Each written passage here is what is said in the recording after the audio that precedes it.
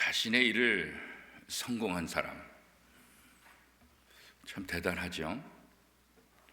그런데 자기 자신의 일을 위해서 성공한 사람, 그런 사람을 지도자다 그렇게 말하지는 않습니다.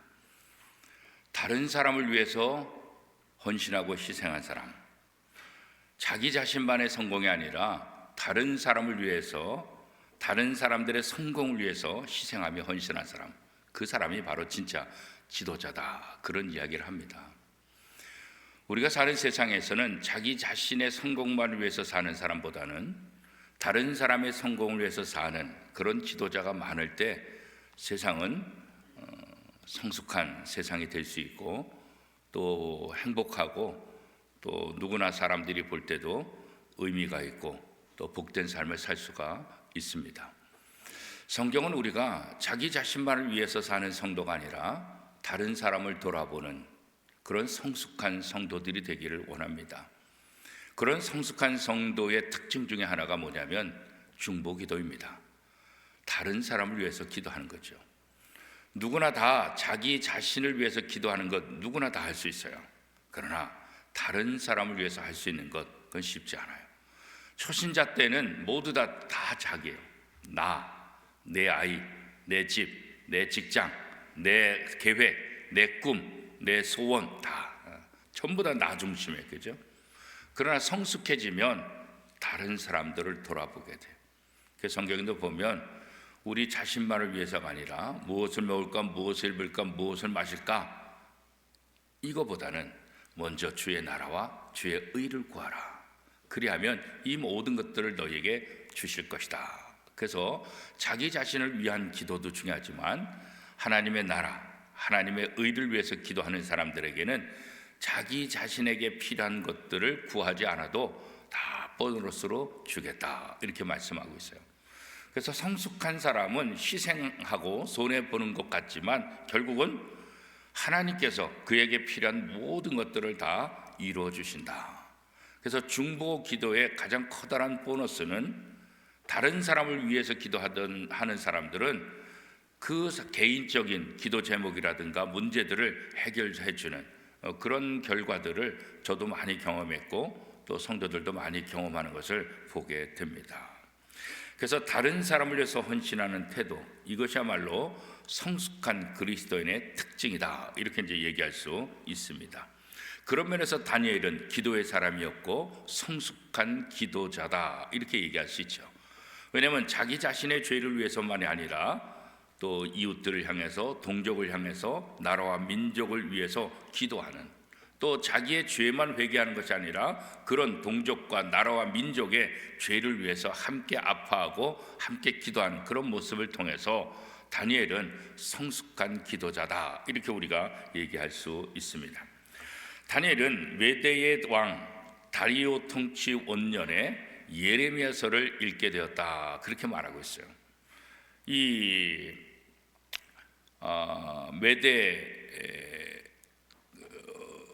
이 나라가 이 모든 것들을 다스리는 그때 다니엘은 이제 총리로 발탁하게 되고 또 힘들고 어려운 그런 상황이었지만 다니엘은 하나님의 말씀을 묵상하게 되고 그 말씀을 묵상하는 가운데 예레미야서를 읽게 되고 그 예레미야서를 통해서 이 바벨론의 포로 생활이 70년 만에 끝을 낼 것이다. 이것은 이제 깨닫게 됐잖아요. 어제 읽었던 다니엘 9장 2절 말씀 우리 함께 한번 읽어보겠습니다. 다니엘 9장 2절입니다. 시작.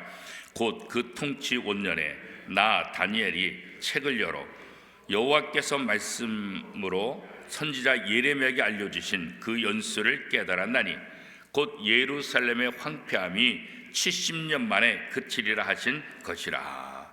그래서 우리가 언제나 하나님의 말씀을 묵상한다는 것은 굉장히 중요하다. 역사라는 것이 굉장히 중요한 이유가 뭐냐면 역사는 돌기 때문에 그런 거예요. 그래서 사실은 역사학자들이 그 시대마다 중요한 역할을 하게 됩니다. 우리나라에도 과거에 역사학자들의 그 중요한 역할들을 많이 했어요. 지금은 다 무너진 것 같아요.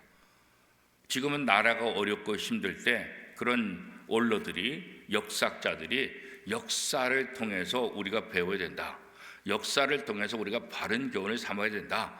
그래서 그런 원로들이 이렇게 정부라든가 백성이라든가 이런 현 시대에 있어서 어떤 중요한 메시지를 선포하는, 이 과거에는 좀 있었는데 지금 다 무너진 것 같아요. 다 당리당략에 의해서 무엇이 옳으냐 무엇이 그르냐 이거 전혀 상관없어요. 내 편이냐 내 편이 아니냐 이것으로 완전히 지금 다 진영을 이렇게 짜기 때문에 옳으냐 그르냐 문제는 거의 지금 통하지 않고 있는, 사실 어떻게 보면 불쌍한 그런 시대에 우리가 살고 있죠. 그래서 이 역사를 국민들이 알고 이 역사의 교훈을 통해서 이런 상황 속에서 우리가 어떻게 해야 될 것인가, 이건 굉장히 중요한 거예요. 그래서 이스라엘 백성들도 보면 하나님의 말씀을 묵상하는 것은 굉장히 중요한 거예요. 과거에 하나님께서 이스라엘 백성들에게 어떻게 하셨는지, 무슨 약속을 하셨고 어떻게 지키셨는지, 또 어떤 상황 속에서 어떻게 말씀하셨는가, 이것을 배우는 것. 그래서 이스라엘 백성들은 이 구약 성경들을 굉장히 중요시 여긴 거예요. 힘들고 어려울 때마다 말씀을 묵상하게 되고 그 말씀에서 하나님께서 뭐라고 말씀하셨는지 그 지혜를 배워요. 그러니까 인간의 지혜가 아니라, 솔로몬에게 주신 지혜는 인간의 지혜가 아니잖아요. 하나님이 주신 지혜잖아요. 하나님이 주신 지혜이기 때문에 세상의 모든 나라 왕들이 솔로몬을 또 좋아했고 솔로몬은 위대한 왕이다 그렇게 할 수 있었던 것은, 이게 그냥 세상의 지혜가 아니라 사람에게서 얻을 수 있는 지혜가 아니라 이거는 신이 주지 않으면 알 수 없는 그런 놀라운 지혜다.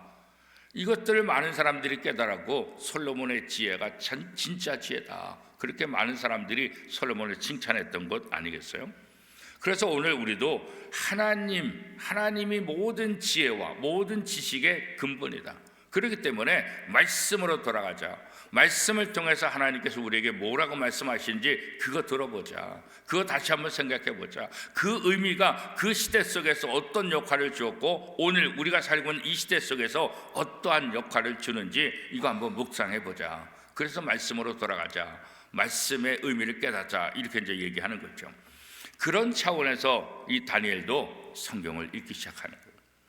지금 이런 상황 속에서 하나님께서 어떻게 약속하셨는가, 하나님께서 이스라엘 백성들에게 무엇을 원하시는가, 그런 거죠. 그래서 이 역사서를 읽게 되고 또 특별히 예레미야서를 읽으면서 하나님의 계획, 하나님의 뜻이 무엇인지를 깨닫게 되었다, 그렇게 말하죠. 그래서 하나님께서 이 모든 역사를 움직인다. 바벨론이 움직이는 것 같지만, 메대 바사가 움직이는 것 같지만 결국은 하나님께서 모든 역사를 지배하시고 움직이신다. 그렇기 때문에 하나님의 음성에 귀를 기울이고 하나님의 말씀에 우리가 순종해야 된다. 그것을 다니엘이 다시 한번 깨닫게 된 거죠. 그래서 지금 왜 우리가 이 바벨론 포로 생활을 하게 됐는가? 성경을 읽어보니까 우리의 죄악 때문이다. 그래서 먼저 다니엘은 자신의 죄를 고백하고 민족적인 이스라엘 백성들, 이 국가적인 그런 죄를 또 고백하고, 우리가 죄를 지어서 이 재앙을 만났다, 우리가 죄를 지어서 이 고통의 시절을 보낸다. 그래서 다니엘은 베옷을 입고 금식하며 죄를 쓰고 하나님 앞에 기도했다, 그렇게 이제 말씀하고 있는 것을 우리가 함께 공부를 했지요. 자, 우리가 죄를 범하고 악을 행해서 우리가 이렇게 수치를 당하고 바벨론 포로 생활을 하고 있는 것이다. 하나님 앞에 용서를 구하고 또 하나님 우리에게 긍휼을 베풀어 주세요. 우리에게 다시 한번 기회를 주셔서 하나님의 은혜를 우리가 입을 수 있도록 도와주옵소서. 그래서 오늘 본문에 보면 다니엘이 아주 처절하게 간절하게 기도하는 모습들을 보게 됩니다. 유진 피터슨이라는 목사님이 말하기를 성숙이 뭐냐? 성숙은 책임을 사적 영역에서 공적 영역으로 확장하는 거다, 그런 것. 그러니까 개인적인 입장 여기에 머무는 것이 아니라 좀 더 확대해 나가는 것, 공적인 것, 그게 바로 성숙이다. 그러니까 책임이라는 것이 그런 의미가 담겨져 있고 그것이야말로 성숙한 성도들, 성숙한 책임이다, 이렇게 말할 수 있다, 이렇게 얘기했는데, 그런 면에서 바로 성도들은 성숙한 사람이 된다. 그 성숙한 사람의 특징은 뭐냐? 성숙한 기도를 하는 거다. 성숙한 기도는 뭐냐? 사적 개인적인 기도를 뛰어넘어서 공적인 기도를 하는 것, 그것이 바로 성숙한 기도고 성숙한 사람의 모습이다, 이렇게 이야기할 수 있는 거죠. 오늘 본문에 보면 여러 가지 기한들이 나오고 있죠. 특별히 다니엘 9장 24절 이하에 보면 가브리엘 천사가 전해주는 여러 가지 기한이 있어요. 70일에, 7일에, 62일에, 한 일에, 그 일의 절반, 이런 그 기간들이 이렇게 반복해서 나오고 있는 것을 보게 되죠. 다니엘도 또 하나의 예언서에 포함되기 때문에 이것을 단지 숫자적으로만 계산하기는 쉽지는 않아요. 그래서 다니엘도 그렇고 이 의미가, 영적인 의미가 무엇인가, 이것이 상징하는 것이 무엇인가, 그것을 깨달을 필요가 있죠. 물론 일해라는 것은 7일을 얘기하겠지만 다니엘서에는 대부분 7년을 얘기하고 있죠. 그래서 여기에 보면 70일에 그러면 77이 49, 490년, 또 62일에 그러면은 이 7을 곱하면 어떻게 되는 거예요? 그죠? 6, 7이 42, 7이 14, 654년 이렇게 되는 거죠. 그런데 오늘 이 본문의 것은 그렇게 연수로만 계산하고 연수로만 확인하는 것은 쉽지는 않다. 그래서 지금까지도 이것이 도대체 무엇을 상징하는 것인가 구체적으로 설명하기는 어렵지만 오늘 본문 이후에 나타나는 모든 과정을 통해서 보면 이것은 예루살렘 성의 중건과 또 완성의 시기, 또 예수 그리스도의 초림, 예수 그리스도의 죽음, 예수 그리스도의 재림까지, 이런 모든 과정들을 아마 상징적으로 표현하고 있는 것 아닐까, 그렇게 이제 현대적으로 해석을 해요. 물론 역사적으로 해석하는 방법도 있지만 지금 제가 얘기하는 것은 기독론적으로 예수 그리스도를 중심으로 이 모든 것들이 이루어진다. 왜냐하면 뒤에 보면 한 왕이 나타나신다. 이걸 보면 바로 메시아 예수 그리스도가 이 땅에 오실 것이다. 이것을 상징적으로 얘기하는 것이다. 이렇게 이제 일반적으로 우리가 해석하는 것을 지금 많은 학자들은 그렇게 이제 보고 있죠. 그래서 이 숫자가 나타내는 그 정확한 날짜, 또 정확한 의미가 뭐냐?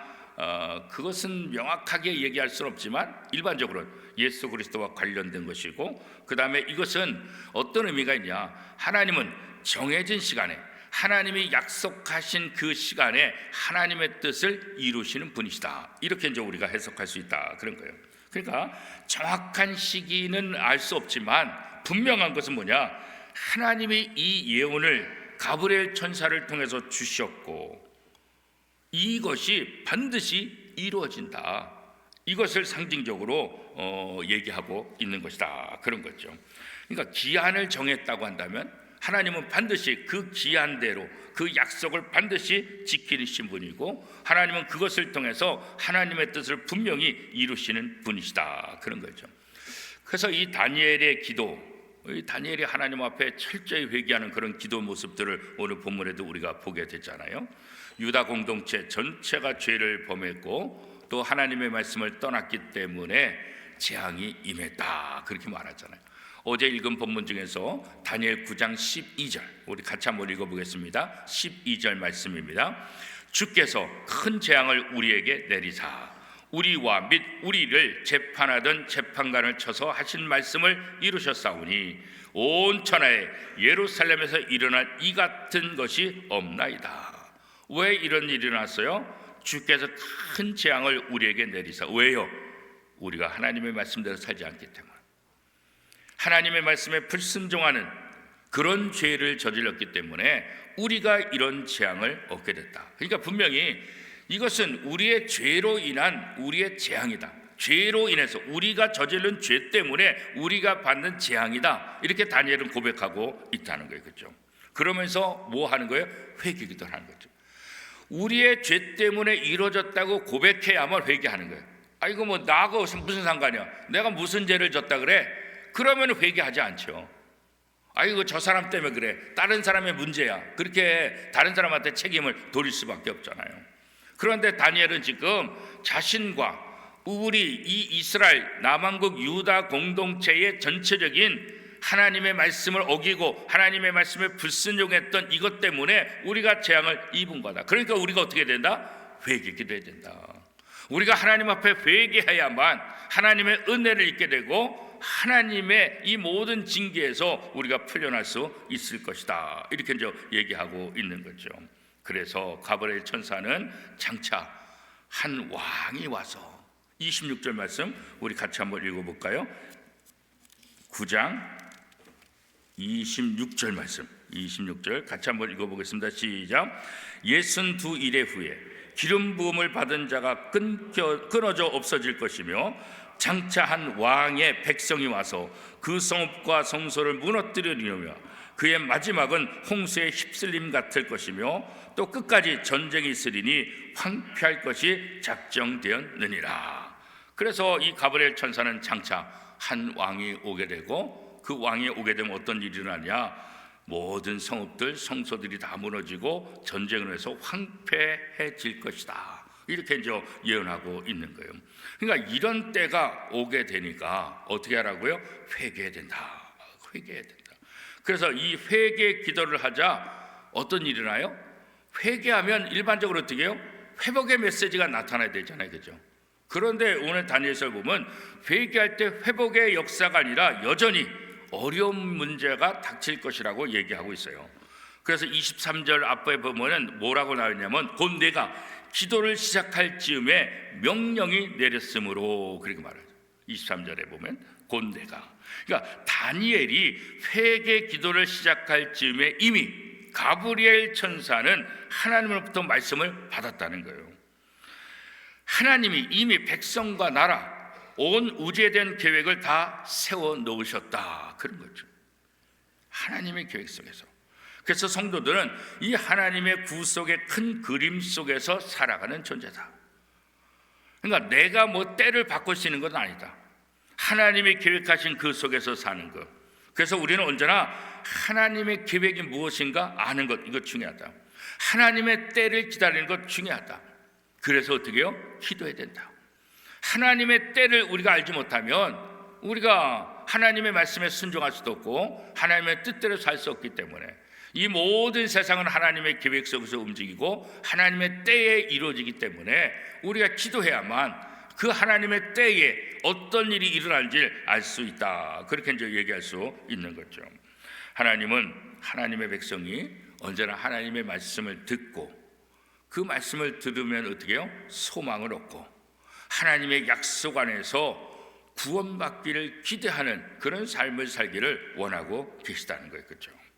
다니엘은 이 목적대로 죄인들을 구원하시는 주도권이 하나님께 있다는 것, 그리고 약속된 왕이 오시면 죄가 끝나고 영원한 의가 드러난다는 것, 이것을 알고 하나님 앞에 지금 기도하게 되는 거예요. 그러면 하나님은 왜 가브리엘 천사를 통해서 왜 이런 이야기들을 다 해주셨을까? 그런 거잖아요. 그렇죠? 그 이유는 다른 것 아니에요. 동족의 죄를 자신의 죄로 여기고 회개하는 다니엘의 모습이 하나님이 준비하신 메시아의 사역과 닮았기 때문에 그렇다는 거예요. 오늘 이 다니엘, 우리가 구약 성경과 신약 성경의 가장 핵심은 뭐냐? 구약 성경의 핵심은 메시아가 이 땅에 오실 것이다. 이게 이제 가장 중요한 핵심이잖아요. 구약의 창세기서부터 말라기까지 이 모든 것들을 한마디로 정리하면 오실 메시아에 대한 예언. 너희가 죄악으로부터 황폐해지고 죄악으로부터 징계를 받고 죄악으로부터 죽을 수밖에 없는데 너희를 구원할 메시아가 이 땅에 올 것이다. 이 메시아가 이 땅에 올 것이라고 예언하는 것, 그게 바로 구약의 가장 커다란 핵심이죠. 그러면 신약의 핵심은 뭐냐? 구약에서 오실 메시아가 올 것이다 예언했다고 한다면 신약은 뭐예요? 구약에서 예언된 그 메시아가 이 땅에 오셨고 그 메시아가 어떤 일을 하셨는가. 그 사복음서에 보면 예수님이 하신 일을 잘 기록하고 있잖아요. 그렇죠? 마태를 통해서, 마가를 통해서, 누가를 통해서, 요한을 통해서 예수님의 행적을 자세하게 기록하고 있어요. 그리고 사도행전에 보면 이렇게 초대교회 예수 그리스도의 제자를 통해서 복음을 전파되고 이 교회가 세워지고 그래서 예수 그리스도의 그 말씀을 실천하는 그런 초대교회의 모습이 어떤 모습으로 발전해 나가는지 사도행전을 통해서 보여주고 있는 거예요. 그리고 여러 가지 서신서들은 그런 초기 교회 속에서 그 성도들에게 하나님의 말씀, 메시아를 증거하기 위해서 기록된 그런 서신서들이 굉장히 많죠. 그 핵심이 또 하나 보면은 히브리서죠. 히브리서는 누가 썼는지 몰라요, 그죠? 저자가 누군지 몰라요. 저자가 누군지 모르는데 어떻게 성경에 들어갈 수 있어요? 말도 안 되잖아요, 그죠? 누가 썼는지를 알아야지. 그런데 히브리서는 누가 썼는지 모르지만 신약 성경에 들어갔어요. 그것도 아주 중요한 의미로서. 왜 그럴까요? 저자는 누가 썼는지 모르지만 이 히브리서는 예수 그리스도에 대해서 가장 탁월하게 잘 기록한 책이 바로 히브리서라는 거예요. 예수가 누군지. 결국 신약은 예수가 누군지를 증거하는데 이 히브리서는 예수가 누군지에 대해서 가장 잘 설명한 책. 그러니까 저자가 누군지는 모르지만 이 히브리서만큼은 초대교회 모든 성도들이 항상 읽고 이 히브리서를 통해서 예수 그리스도가 누군지를 깨닫게 하기 위함이다. 그런 의도가 이제 담겨져 있게 되는 거죠. 그래서 이렇게 구약과 신약의 핵심은 뭐예요? 바로 예수 그리스도. 예수 그리스도가 구원자로 이 땅에 오신다. 구원자로 오신 예수 그리스도가 이 땅에서 어떤 일을 하셨는가. 그래서 성경 전체 핵심은 바로 예수 그리스도다. 그렇게 이제 얘기하고 있잖아요.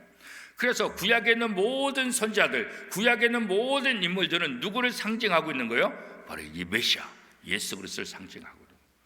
아브라함도 마찬가지고요, 요셉도 마찬가지고요, 다윗도 마찬가지고요. 오늘 본문에 나와 있는 다니엘도 마찬가지라는 거예요. 다니엘도 장차 오실 메시아, 그 메시아가 이 땅에 와서 어떤 일을 할 것이냐. 다니엘이 자기의 죄를 고백하고 자기의 죄만 고백한 것이 아니라 국가적인 이스라엘의 죄를 대신해서 회개하는 그런 모습을 보여주고 있잖아요. 장차 메시아가 이 땅에 오실 때 바로 그 일을 하는 거죠. 물론 메시아는 자기의 죄를 고백하진 않아요.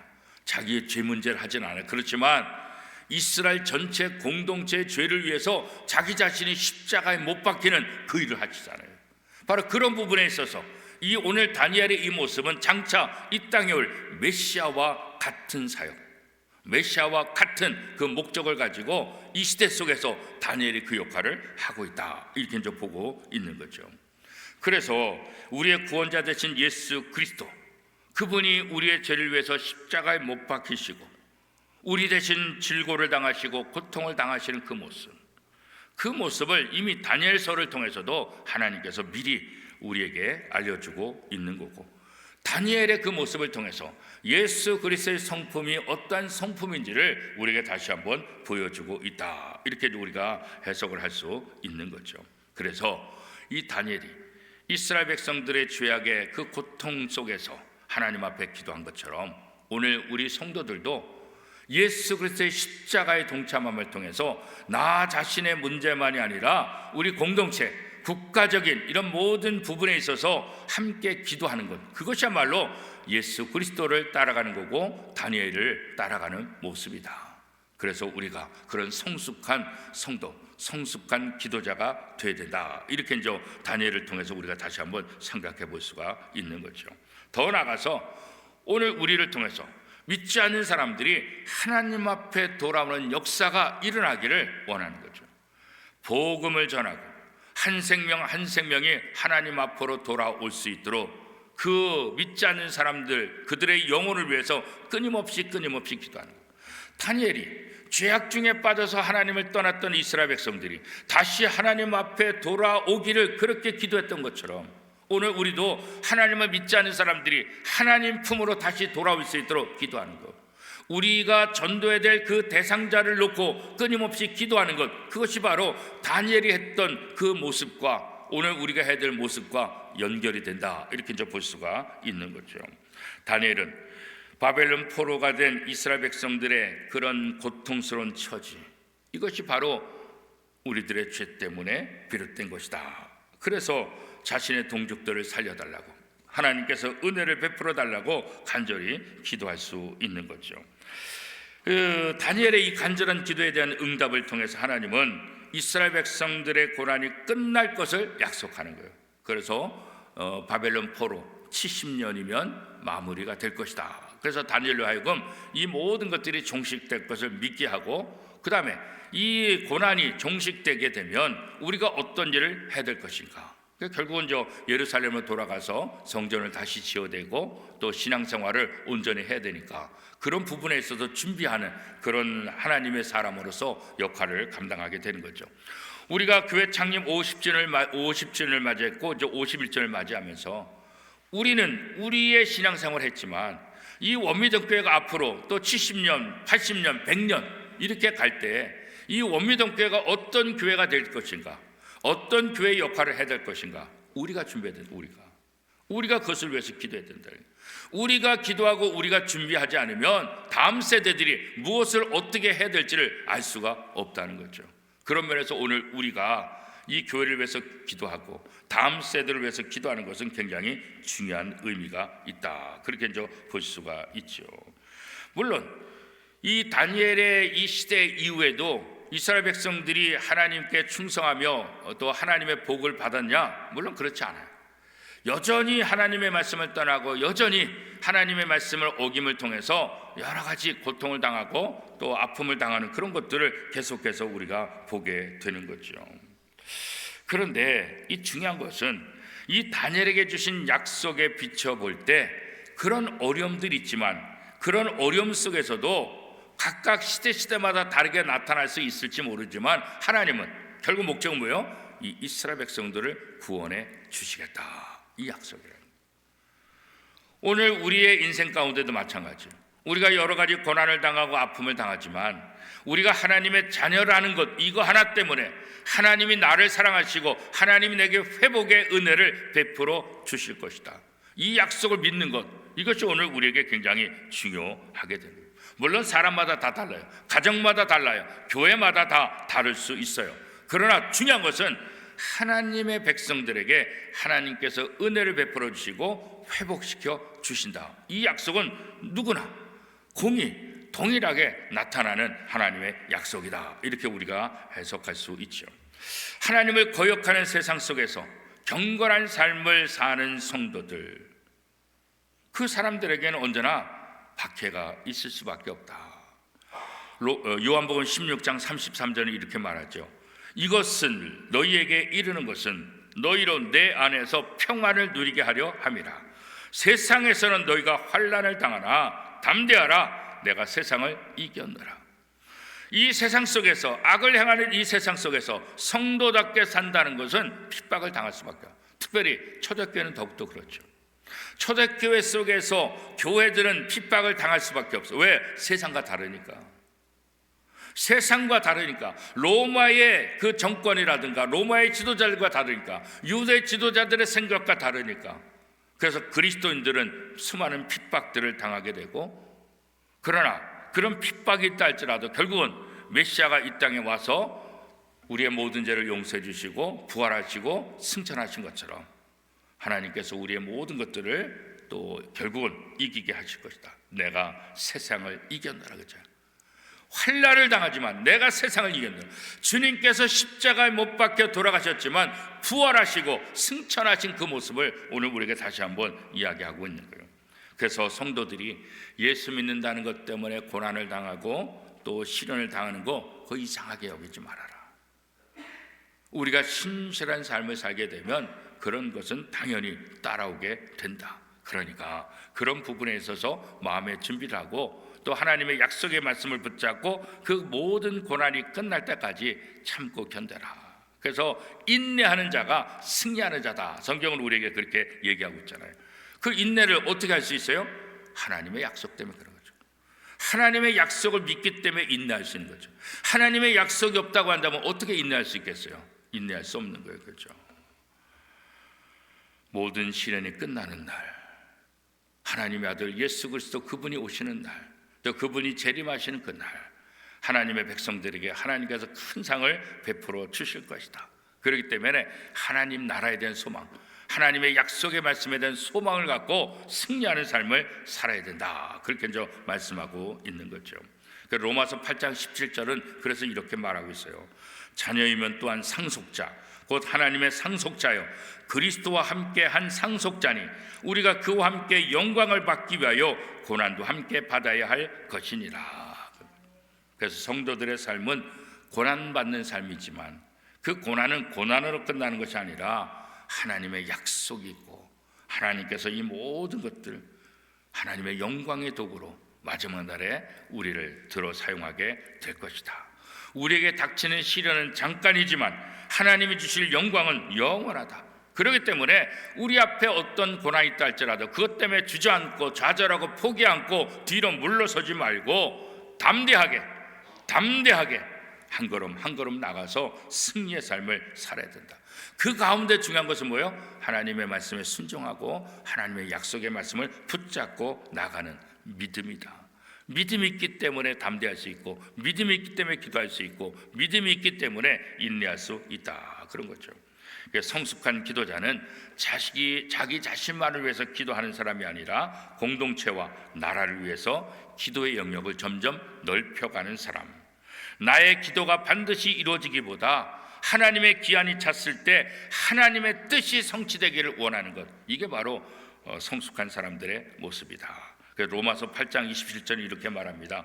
마음을 살피신 이가 성령의 생각을 아시나니 이는 성령이 하나님의 뜻대로 성도를 위하여 간구하심이라.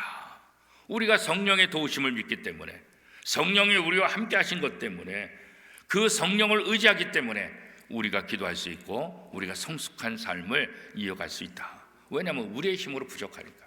하나님의 영, 성령이 하나님의 뜻을 가장 잘 알기 때문에 우리가 기도할 때든지 무엇을 하든지 성령의 도우심을 받아야만 하나님의 뜻대로 기도할 수도 있고 하나님의 뜻을 이루는 삶을 살 수가 있다. 그런 거죠.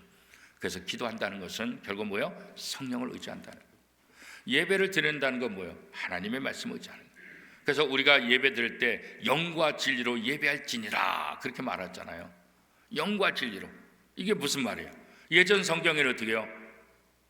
신령과 진정으로 예배할지니라 이렇게 돼 있잖아요. 그러니까 신령과 진정으로 이렇게 보니까 이거 어려워요. 무슨 말인지. 근데 다시 번역했는데도 사실은 명확하게 들어오지 않죠. 영과 진리로. 이 영은 뭐겠어요? 바로 성령을 말하는 거예요. 진리는 뭐겠어요? 예수 그리스도를 말하는 거예요. 말씀이신 예수. 그러니까 영과 진리로 예배할지니라. 누구한테 예배하는 거예요? 하나님 앞에 예배하는 거예요. 그래서 우리가 예배는 삼위일체가 다 연결되는 거예요. 영, 성령. 성령의 도우심을 통해서 말씀이신 예수 그리스도를 의지하며 누구에게 나가는 거예요? 하나님 앞에 나가는. 그게 뭐예요? 그게 예배라는 거예요. 그러니까 예배 가운데는 내 의지와 내 힘이 아니에요. 반드시 성령의 도우심이 필요해요. 그리고 말씀이신 예수 그리스도 그분을 의지하고 하나님 앞에 나갈 때 하나님이 기뻐 받으시는 예배자가 될 수 있다. 우리 오미동교회 모든 성도들이 오늘 새벽에 나오신 저와 여러분들이 언제나 내 뜻이 아니라 성령의 뜻을 깨달았고 말씀이신 예수 그리스도를 의지하며 하나님 앞에 나가는 참된 예배자, 그게 바로 성숙한 성도고 성숙한 또 기도자의 모습이다. 이렇게 볼 수 있죠. 앞으로 우리의 모든 삶 속에서 이렇게 다니엘처럼 또 성숙한 성도의 삶을 드러내고, 이 성숙한 성도의 삶은 결국 뭐를 통해서 나타나요? 성숙한 기도를 통해서.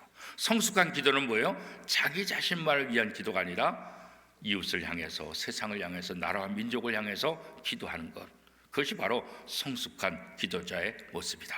우리 원미동교회가 우리만을 위한 교회가 아니라, 우리 원미동교회 성도들이 나 자신만을 위한 기도하는 자들이 아니라 세상을 향해서 기도하고 세상을 향해서 헌신하는 성숙한 성도의 모습을 갖는 우리 교회와 성도들이 될 수 있기를 축복합니다.